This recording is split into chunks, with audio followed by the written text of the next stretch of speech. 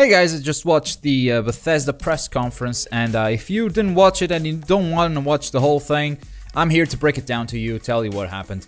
So they started things off with a pre-show, two guys talking. I don't know these people, but they seem to be famous in their own world, I don't know.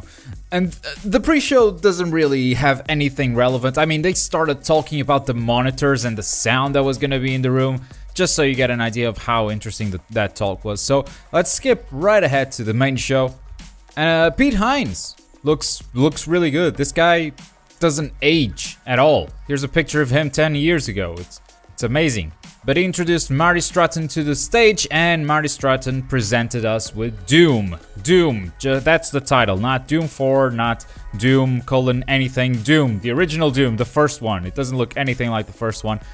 Honestly, from what I've seen of the game, single player wise, it doesn't look impressive at all. It's the new id Tech engine. That's what they're showcasing. That's kind of all there is to it. I mean, it's kind of it's good looking. It's a good looking game, but it's just a generic shooter, and even the enemy design doesn't look anything special. There's ammo and health pickups now. You kill enemies to pick their health. I don't know. They're carrying ammo for some reason. They don't even have guns, but they're carrying ammo. And now you have executions as well. If you get close enough to an enemy, you can perform an execution. Not sure how it works. It seems that you have to shoot them first, so they go into a staggered state, and once they're in a staggered state, you can perform the execution. There were also different types of executions. It seems that you're able to aim at the limb that you want to start the execution from. So for example, if you aim at the leg, you start a different kind of execution than you would if you aimed at the head. This is not confirmed. This is just from what we've seen, and we're trying to draw some conclusions from stuff they didn't really tell us. But they showed a lot of single-player gameplay and only a little bit of multiplayer where it would potentially be more interesting, but at the same time, well, the game isn't out, so what would they show of multiplayer, really? But the most interesting thing that happened with the multiplayer was, at the end of that multiplayer trailer, a guy becomes a Revenant? Is that the name of the flying dude? I'm not a big Doom lore guy, but I think that's the name, and yeah, you see one of the players becoming that dude, and that was pretty badass. Then they showed something they're calling Snap Map, which is a terrible name, by the way. It kind of looks like Halo's Forge mode. You can create your own maps, your own game modes. They showed a couple of co-op modes and an arena multiplayer thing for 4 players. And also showed a little bit of the tools of how the whole thing is created. It seems very, very intuitive. There's also logic associated with the objects and with doors and stuff. The example they showed was you pick up an armor and the monster spawns when you pick up that armor. So how far can you exploit this system? How much of the logic can you get crazy with? That much we don't know. I know there's a slider on the top right of the screen that says graphics. I don't know what happens when you have too much graphics. Maybe the game blows up or something. But yeah, Snap Mode looks interesting, multiplayer could potentially be good, single player, really not impressed by it. After Doom, they talked about Bethesda.net, and really fast, this seems like a new launcher, but for Bethesda games. So kinda like Steam, kinda like Origin, Uplay, Battle.net. Now there's a different one for Bethesda games. I'm not a fan of this, not at all. I mean, it's another launcher, but they have every right of doing it. They want to probably launch their own digital store so they don't have to pay Steam any royalties. It's the same direction that EA and Ubisoft have gone in the past, and they have every right to do so. It's just a pain for us, the users, to have to manage all these different launchers. Then they went into a game called Battlecry, which is an arena. I'm not gonna say an arena shooter because there's some melee combat, so I guess it's an arena combat. Imagine Team Fortress with a lot more classes and different factions, and also characters that have a lot more melee skills. But the game really doesn't look good at all. I don't know how it plays, but there's a beta coming up. They're calling it a global beta because the game was already in closed beta, but only on Australia, I want to say, and now everyone can apply for the closed beta. So if this game looks interesting to you, go ahead and sign up. From what I've seen, I'm not interested at all. Next, we had my favorite moment at Bethesda's presser. It was Dishonored 2. It's a cinematic trailer, so it's a shame we didn't get to see some gameplay, but There are several things we can conclude from this. First of all, you're not playing as Corvo in this gameplay trailer. They did say after the trailer was done that you are able to play as Corvo or this character, which is Emily. Emily, if you remember, is the little girl from the first Dishonored game. They also said they would have different abilities and different gadgets, so it's not just a change of skin. It's a complete change of character. And they also said, and maybe this slipped, but they said you could mix their abilities in interesting ways, so maybe there's like a character changing, a character switching mechanic, like being able to switch characters on the fly. I don't know if that's a thing or not. Maybe I'm drawing too much conclusions from a simple sentence, but I guess we'll see. The big downside to this is that they didn't show any gameplay. It's just a cinematic trailer. It does go into first person from time to time, which is the way the first Dishonored was made, and I think that is evoking the feeling of how this game will play, but the looks and the camera will be completely different, which is mainly why I wanted a gameplay chunk, maybe to see some abilities from the first person perspective, how combat works, because combat was not that great once you went into open combat in Dishonored. It was deliberately so, because they wanted you to stay in stealth. But if that's one thing that I would like to see improved, is how the combat worked once you were detected.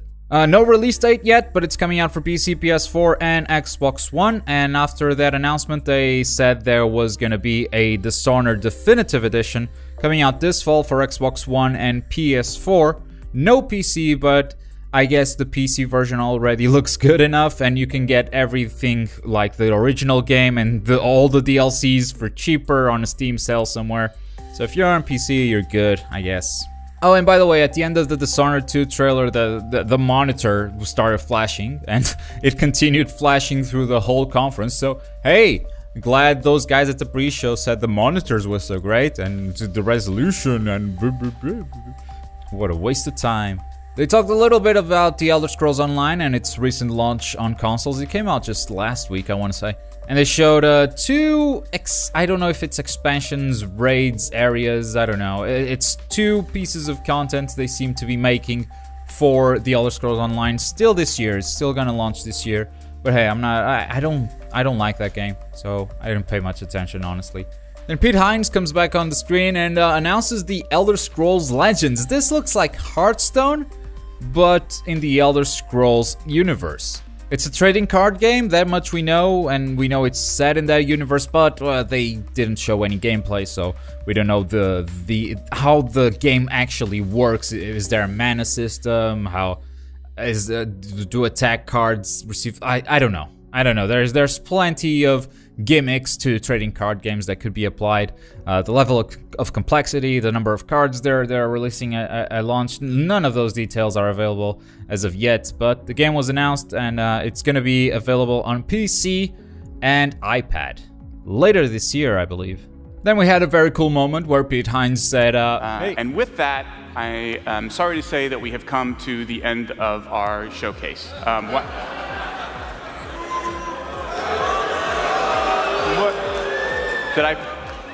We did Doom, right? We did Battlecry, and we did say something about that being here. My bad, I forgot. That was a really cool moment. And Fallout, they dedicated so much time to Fallout, and I think it was deserved. There's a lot of hype behind this game. Full disclosure, I have never played any Fallout title, so I'm obviously not that hyped. That's why Dishonored was my favorite thing at this press conference. But I understand. I understand that Fallout is a very loved series, and I'm gonna do my best to let you guys know how it went. So first, let's talk about Fallout Shleter, which is a mobile game. I think it's only coming out for iPad because they mentioned it coming out on the App Store and developing it in a partnership with Apple, and they didn't say it was coming out for Android, so I think this is an iPhone or Apple devices only. Reminds me a lot of This War of Mine. You manage a crew that's inside a vault, and you kind of build up that vault, level up your crew, and you have to defend yourself from raiders who try to attack you and steal your stuff. Looked like a really cool mobile game, and it's absolutely free. They mentioned not having any paywalls, no timers. If you want to build anything, it's instant. There's no like pay us money to build this thing faster. You know, none of those free-to-play gimmicks. There is a way to spend money if you want to get more random loot. So it's like a crate of stuff, and you don't know what you're gonna get until you open. Could be weapons, could be upgrades for your house, could be anything. But according to them, they are developing a game where you can enjoy it fully without spending a single penny. And it's out, by the way. They released it at the end of the press conference, so you can already download it if you have an Apple device. Go, try it out, and let us know how it is.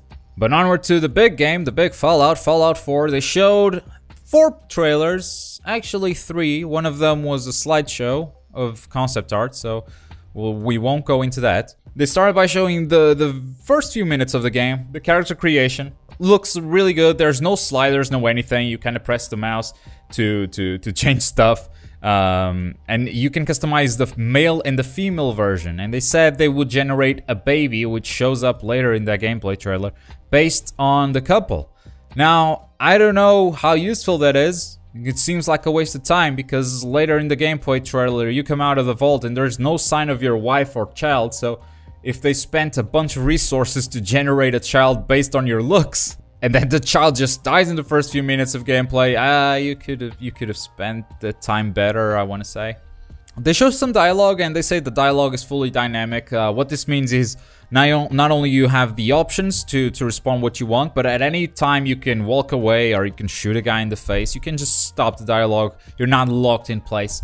They also show the dog, some of the utilities of the dog. You can send it to pick items up. You can send it to specific locations. You can use the dog in combat as well. The VATs are back, but this time doesn't freeze. Time is only slowed down, which is cool. And the big thing seems to be crafting. You can craft in Fallout. Like you scavenge items from everyday stuff that you pick up during your own adventures, and yet you build your own shelter. And not only your shelter, you can build turrets. There seems to be a mini game of sorts where you fight some thugs. Some people are trying to raid your town and you're fighting them off with turrets. And the crafting then expands into the weapons. There's, I want to say they have 50 weapon varieties, and then they have 700 mods for those weapons, which sounds like a big number. So you can get crazy with weapons, and you can also get crazy with your power armor, I want to say. Because crafting also affects your own power armor. You can make it better, I guess. Yeah, I want to say that's the gist of it. I want to say that's what's new about Fallout. They also are making a companion app for your phone, and the collector's edition comes with what's the name of the thing? Fuck. You guys are gonna kill me for not knowing this, but it's the clock thing. It's the wristwatch where you upgrade your skills. The Pit Boy? Is that it? I don't know. They're making one of those, and you can put your phone inside. It works as a phone case, and then you turn on the app and use the companion app with the phone. It seems kind of crazy, but something that I'm sure Fallout fans will appreciate. And that's all. The monitor kept failing until the very end of the Bethesda press conference, and that was a really neat conference. Really well paced, no filler stuff. It was 1 hour and 20 minutes. Really cool. Now I want you guys to let me know which games you're looking forward to, if any, in this press conference. Like, what interests you? You guys shape the content of this channel, okay? I want to know what you guys are interested in, so I can cross-reference that list with what I'm interested in, and then we can make content for those games, and together we build the best channel in the world. So go ahead and leave it in the comments. What games are you excited about from the Bethesda press conference? If you're not excited about any, just write none, all caps, so I make sure there's no mistake and that you're angry at this fucking industry for not giving you good games. Click the like button because that also helps me a lot. Subscribe if you're new to the channel. I've been Globku. Take care, everyone. See you next time.